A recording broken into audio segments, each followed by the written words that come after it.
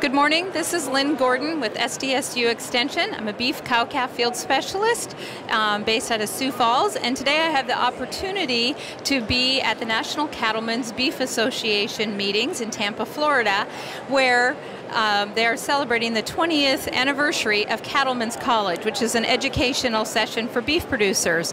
And I have the opportunity to interview one of the speakers this morning, which is Wayne Fahsholtz, who's president of Padlock Ranch in Sheridan, Wyoming, a very large ranch in the neighboring state of Wyoming. And in Wayne's presentation today, he talked about how to manage employees on a large ranch. So, Wayne, can you tell us some of the key points that you presented today to the producers that were in your group about managing employees? Well, I'm in a session that's all about some of it's generational change and how you bring family members into an operation, and then along with that, how you manage employees and make sure that you get the correct job done hiring and that whatever fits. So I talked a little bit about hiring for attitude, for example.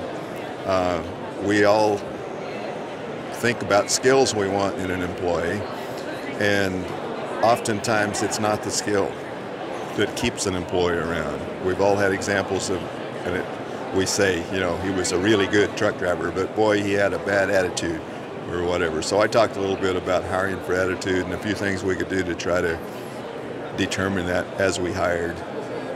I also talked a little bit about the importance of feedback, and it's really important for us to be continually given feedback, and sometimes we drop back and say, okay, we're going to have an annual job evaluation. Well, those can be really detrimental because maybe you put off the fact that an employee was late for work, for example, like in February, and you don't tell him about it until January of the following year. I mean, it does no good. So continual feedback's important. I gave the folks a little formula that kind of helps with feedback, and it's SBI, it's the situation, and then the behavior, and then the impact.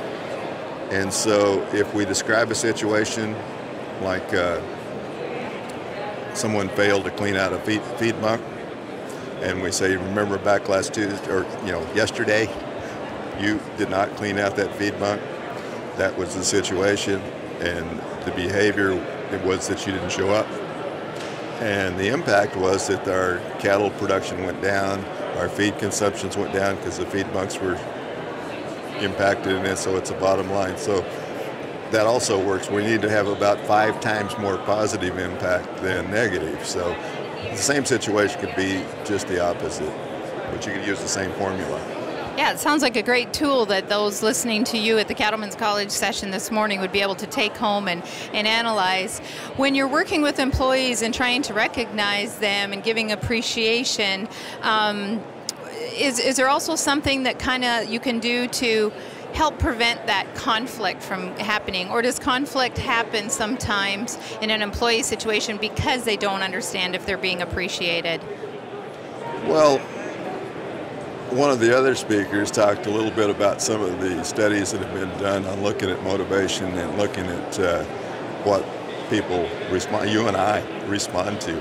And a whole lot of it is knowing what the mission of the company is and feeling like we're making a difference. And the surveys that were done with ranchers show that everyone wants to feel like that's an important part. So it's not just salary that motivates us to do what we do. Right, sometimes we're motivated by different ways. So for the South Dakota ranchers that were unable to attend the convention here, what other couple tips would you give them on managing their employees, since you've had many years experience in managing a large number of employees?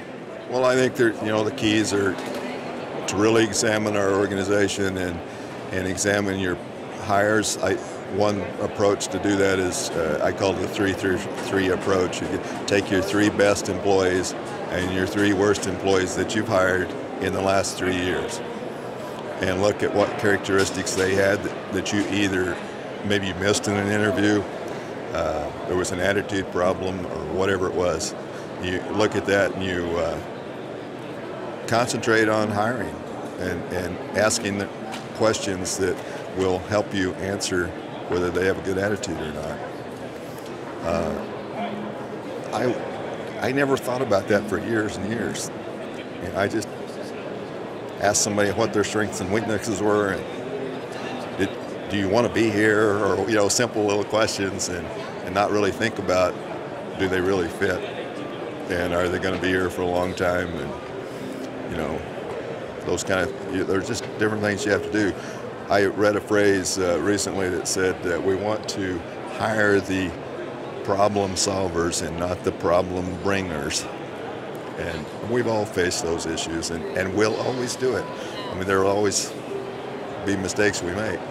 Well, it sounds like you had some really great tips for the producers that were in your session today, and your strategies for them to working with their employees at home. So we thank you for being a speaker at Cattleman College, and thank you for taking the time to interview and visit with us about it. Thank you very much.